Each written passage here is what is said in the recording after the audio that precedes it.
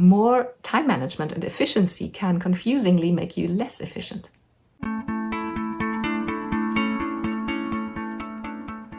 Hello and welcome to this week's Wild Spirits News. My name is Sibylla and I help women between 40 and 60 to make the second half of their lives an absolute adventure full of joy and passion. By focusing on their passions and finding their unique life purpose. If any of this sounds interesting, check out my website, wildspiritscoaching.com. Today's topic is why you don't need more efficiency. Stephen Covey is mostly known for his seminal book, The 7 Habits of Highly Effective People. It's one of my favorite books of all time, but he has authored and co-authored several others. One of them is based on the third of the 7 habits, First Things First. I've had this book for a long time, but recently for some reason I took it off the shelf and reread it. And I was absolutely thrown by how relevant this book is to certain issues that I thought were the product of very recent years and phenomena like our smartphones or social media. But the book was written in the 90s. So that actually, that showed me that these problems are new. They have been much longer in the making. They have only been exacerbated by these modern phenomena that I just mentioned. So that was a bit of an eye-opener. I would like today to focus on one of the major factors talked about in the book. And your mission today is to learn why time management, the way we know it, can be counterproductive and what to do instead. The background to this is called the wrong map. One of the best metaphors used in that book is the idea of a person driving through a new city that they don't know, and they're trying to find their way around it using the map of a different city. So they get more and more frustrated because they can't find what they're looking for. And the authors say, now, if this person now takes time management classes or learns to be more efficient or productive, it's not going to help them. Because as they say, I love this, they say it'll only help them get to the wrong place faster. And this struck me as such a wonderful metaphor because so many of my clients, my coaching clients, come to me thinking that they somehow fail at time management because in addition to their demanding jobs and other obligations that they already have in their lives, they don't also manage to spend plenty of time with their passions and hobbies. And I think that's somehow their own personal failure. When actually, they only have the wrong map. The task is called finding your compass.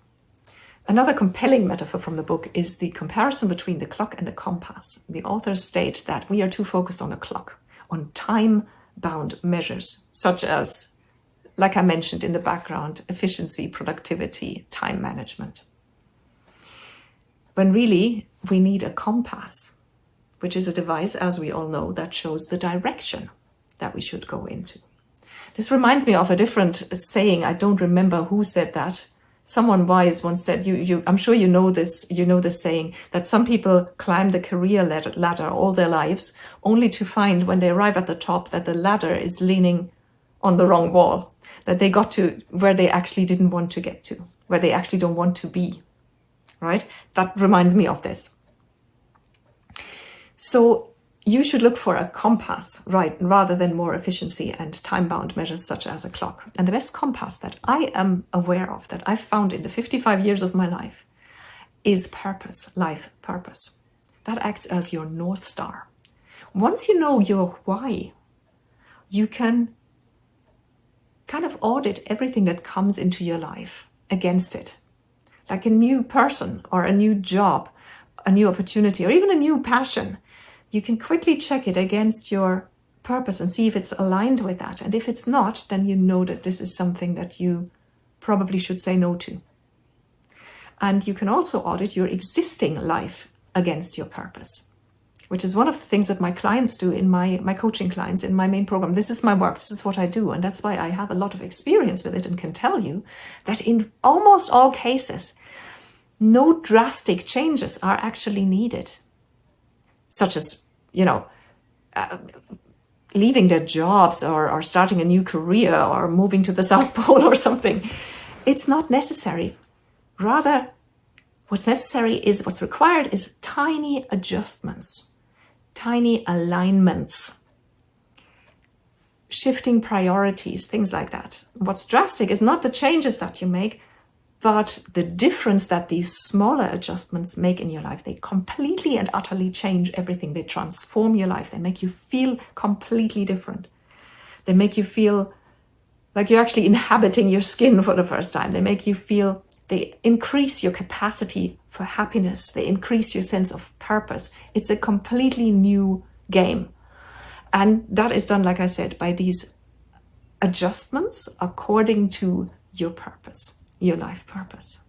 So that is the compass that I would recommend. If you're interested in that, I would really recommend you check out I have a coaching program called The Magic of Purpose. I'll leave a link in the description. And what you should definitely do is to get on to join the community of wild spirits by getting on my email list. You can also do that on my website, and that's completely free. It's also 100% spam free. You'll get 1 email per week, and I would love to have you in the community. And with that, I would like to know what you think of the topic I talked about today. Does any of this resonate? Like the wrong map? Trying to navigate a city with the map of a different city, or the clock and the compass. If any of this resonates, leave me a comment below the video or reply to the email that you got the link to the video with, and I'll reply to every comment. I wish you a wonderful week, and I will talk to you soon. Bye.